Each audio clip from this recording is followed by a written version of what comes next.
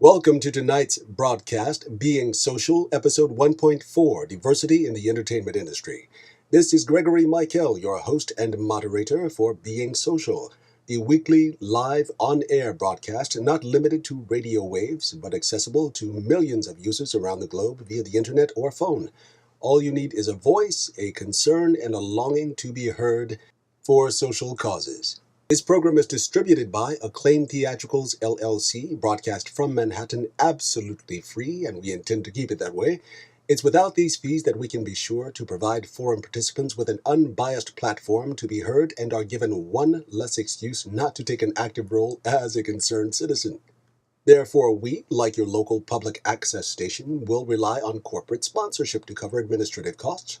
We can be contacted at admin@acclaimtheatricals.com or our company site at acclaimtheatricals.com, as well as gregorymikell.com. And if you wish to speak with us, yes, imagine that we actually do like to talk to you, do phone in at 562-645-3551 this evening, as well as throughout the work week for queries or to pose a topic.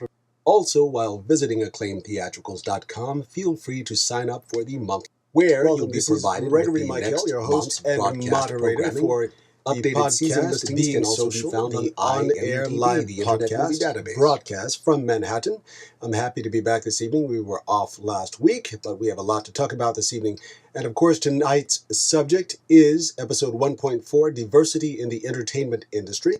We had a guest who was coming on the show, but he had a last-minute emergency conflict. Kyung Sim, our actor on the West Coast in Los Angeles. Unfortunately, he will not be able to join us tonight. However, he is looking forward to joining us for a later programming. Nonetheless, we have three other callers scheduled to phone in and take part in tonight's forum. I've just sent them an invite to join our forum tonight, and of course you are more than welcome, to phone in at 562-645-3551 to join our open free forum either tonight on every Friday evening at 7:30 p.m. Eastern Standard Time here in the States.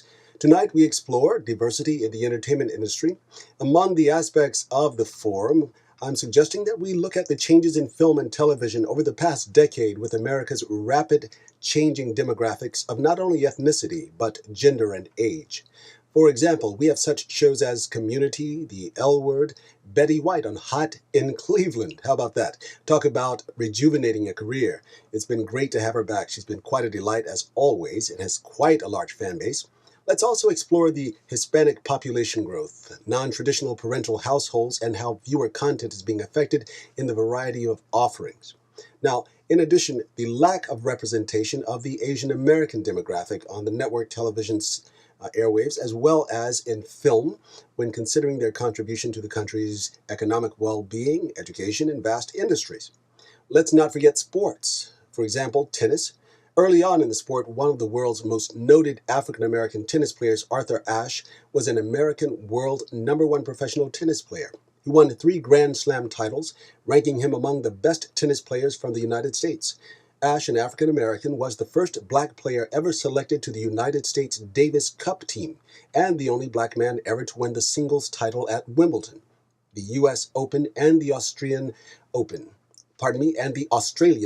He retired in 1980. He played a pivotal role, of course, in opening doors for other ethnic players in the game, such as the Williams sisters, Serena and Venus, as well as Tiger Woods.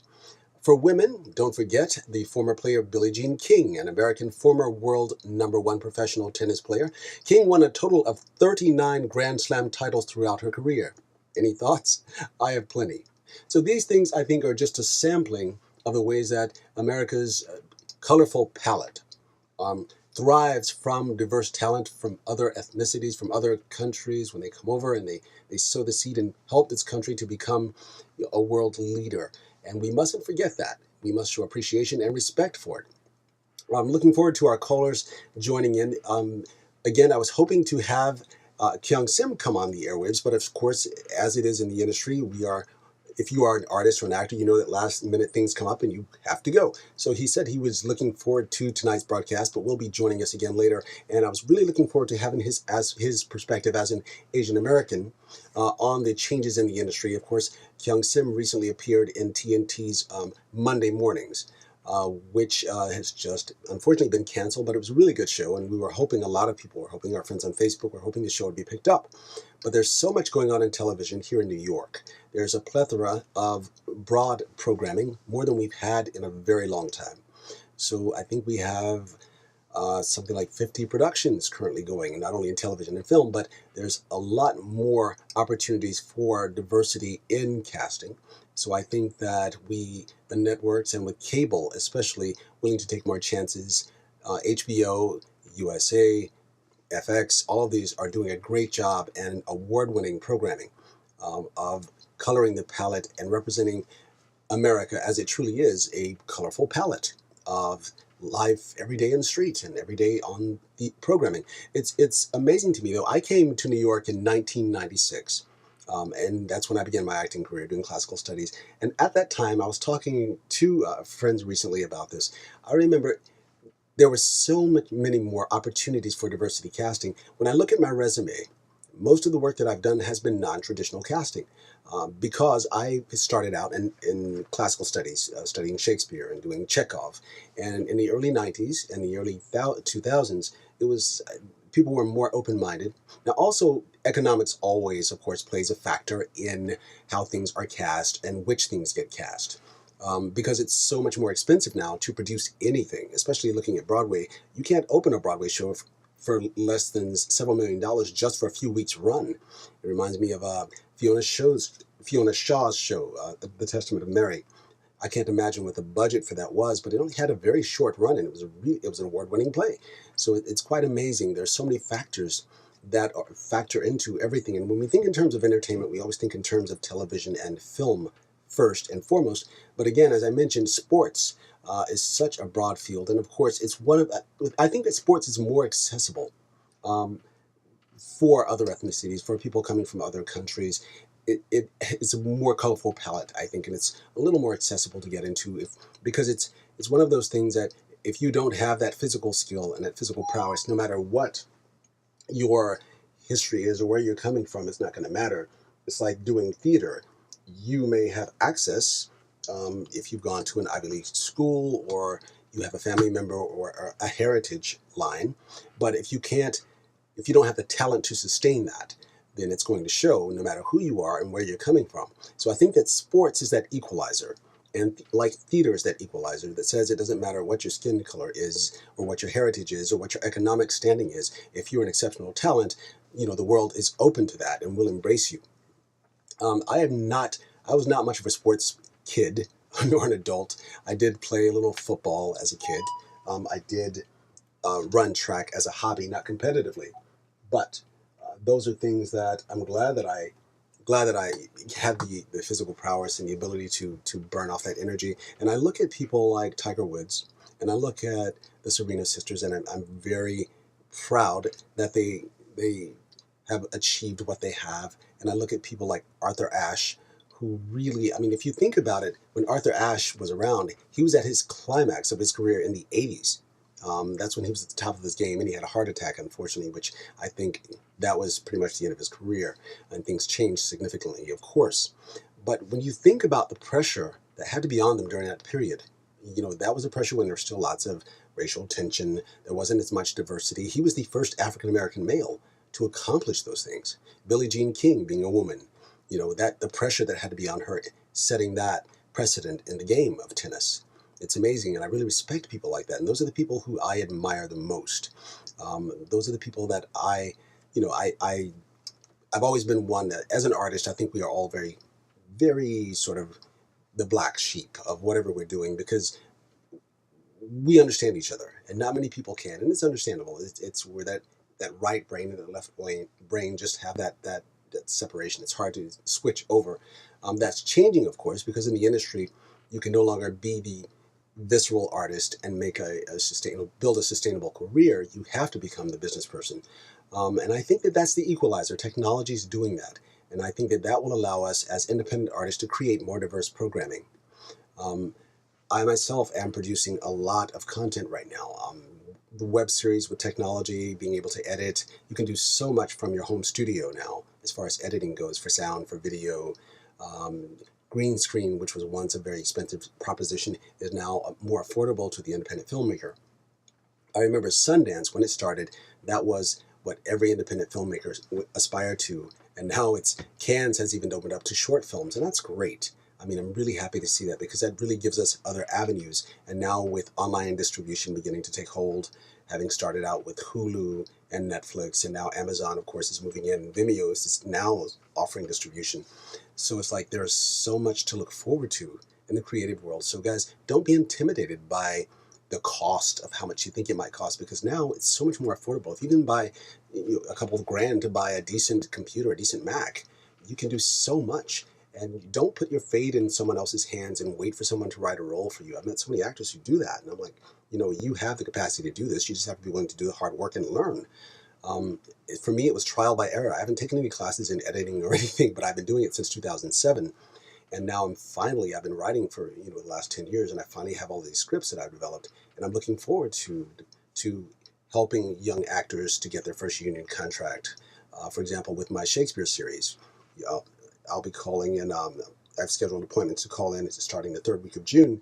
I'll be calling in over 100 actors that I saw at castings back in April and May. So I'm looking forward to being able to. It's really fulfilling to be able to offer those opportunities to the most talented candidates. And race or ethnicity or gender doesn't play a factor into it. It's really good to see people who are really talented, who otherwise, without your help, wouldn't be able to have the opportunity to move their career forward to a professional level. So I'm really happy that I can offer that to them, and the hard work and the foundation that I built here affords me the opportunity to do that through your creative skill of writing or producing or directing something, your original content that you own. So I think that if I gave any advice, even though you're not asking, but if you're a young artist or you're an established artist and you're looking for a way to take control of your career, I'd say the first thing is explore collaborating or writing and creating content of your own.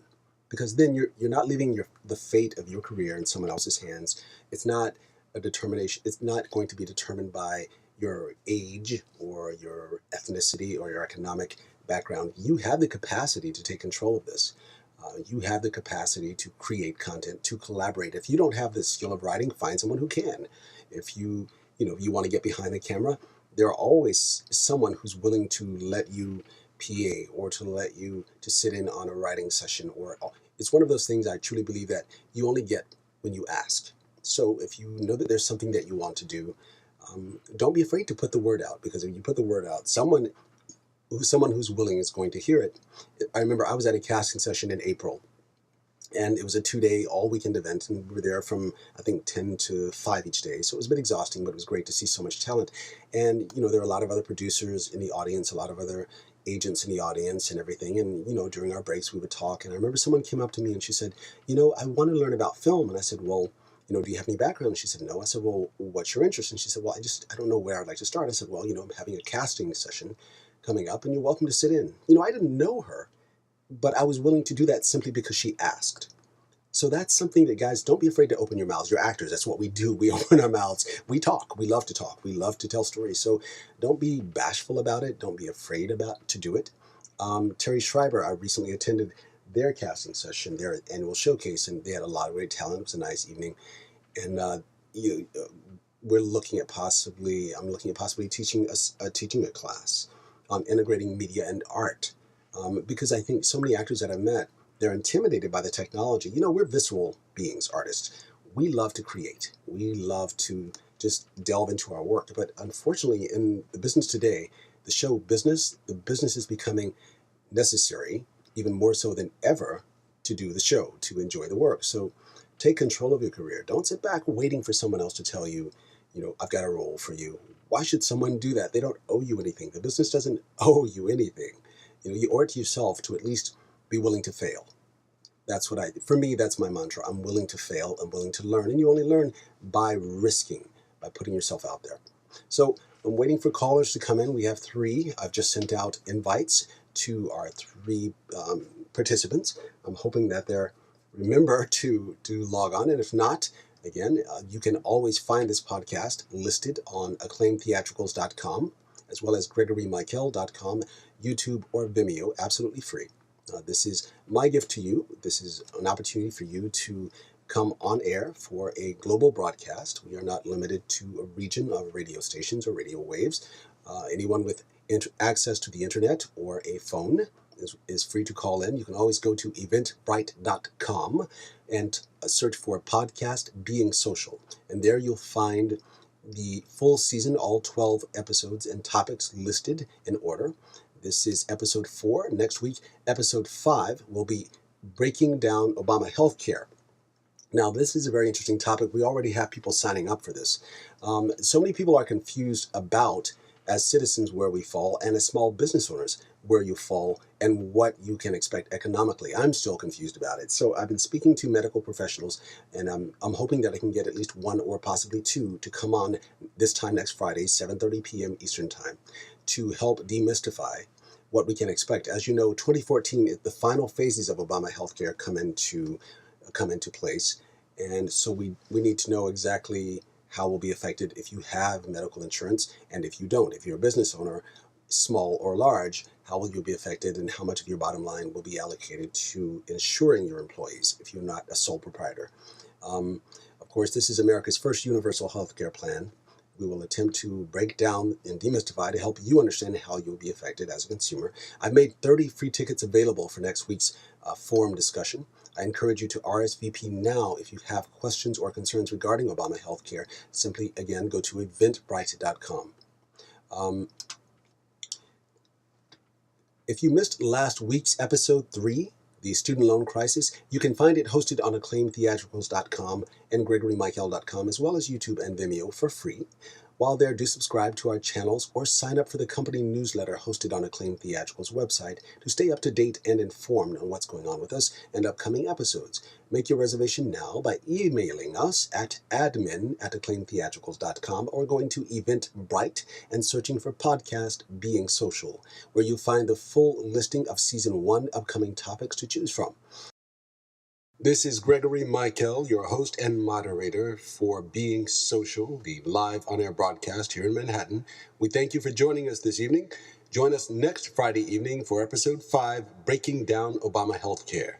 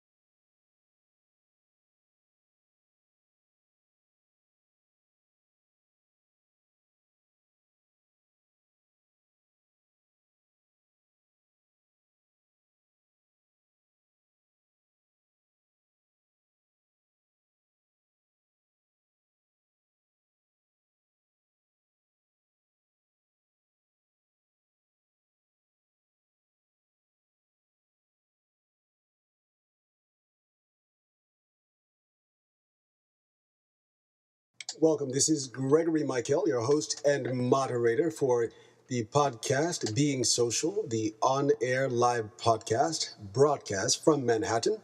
I'm happy to be back this evening. We were off last week, but we have a lot to talk about this evening. And of course, tonight's subject is episode 1.4, Diversity in the Entertainment Industry. We had a guest who was coming on the show, but he had a last-minute emergency conflict. Kyung Sim, our actor on the West Coast in Los Angeles. Unfortunately, he will not be able to join us tonight. However, he is looking forward to joining us for a later programming. Nonetheless, we have 3 other callers scheduled to phone in and take part in tonight's forum. I've just sent them an invite to join our